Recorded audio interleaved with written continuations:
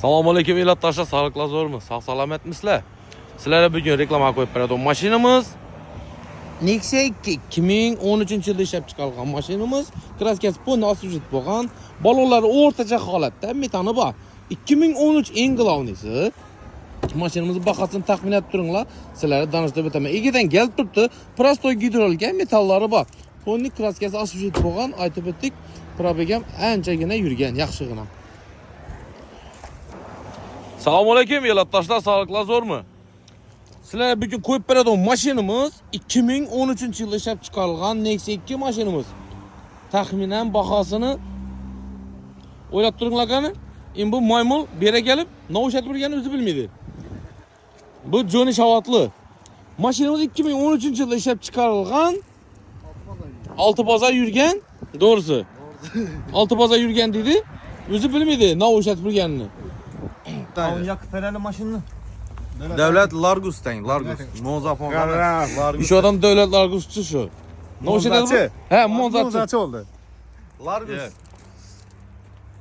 Söyleyin. Komentariye aytadılar, komentariye. Ne oldu baytadılar komentariyada? Neçe komentariyada yengide böyle. Siz hakkınızda yaxşı fikir bildiremeler, yomon fikir bildiremeler. Aytın doğrusunu. Negatifle ne oldu şimdi gösterisi? Ya, biraz zor adam doğrusu. İkan ayıyla zor adam. Hakikat. Yaş bilen yaş, katta bilen katta. Assalomu alaykum hurmatli Qo'shko'pir avtosavdo obunachilar. Bugun Qo'shko'pir avtosavdo Zontik bozorimizdan navbatdagi Damas mashinamiz bo'ldi. 2024-yilda ishlab chiqarilgan. Damas mashinamiz 92 milyon so'm pula o'zimiz Qo'shko'pirlarga berdik. Qo'shko'pir tashin kolxoz, ay xudo xolisa. Yaxshi kunlarda to'ylanmish nasib etsin. Bahosi 92 milyon so'm pul bo'ldi. Tayyor narsa. Otaxram meni kelangan gaz balon qo'yilgan. Ey, Nomlari bor, day. gaz baloni bor, Havo. turkasi bor. Havo. Assalomu alaykum hurmatli Qo'shko'pir avtosavdo obunachilari. Bugun Qo'shko'pir avtosavdo arzon bozorimizdan navbatdagi Nexia bir mashinamiz bo'ldi.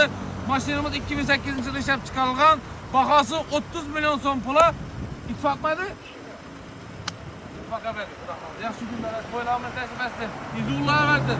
Qo'shko'pir avtosavdo hamisha xizmatda kelaverasizlar. 7/24 soat ishlab turibmiz. Assalomu alaykum hurmatli Qo'shko'pir avtosavdo obunachilari. Bugun Qo'shko'pir avtosavdo Zontik bozorimizdan navbatdagi savdomiz Tracker 2 mashinamiz bo'ldi. 2023-yilda ishlab chiqarilgan. Hamma narsasi bor. Propani, kraskasi, radon, shumka, pumka, hamma narsasi tayyor, yumshoq balonlar ham qo'yilgan. Mashinamiz bahosini 208 milyon so'm naqd pula berdik Xivadan kelgan ukamizga. Yaxshi kunlar, to'ylarimiz nasib etsin, izi ko'payaversin. Izi taqob bo'lsin.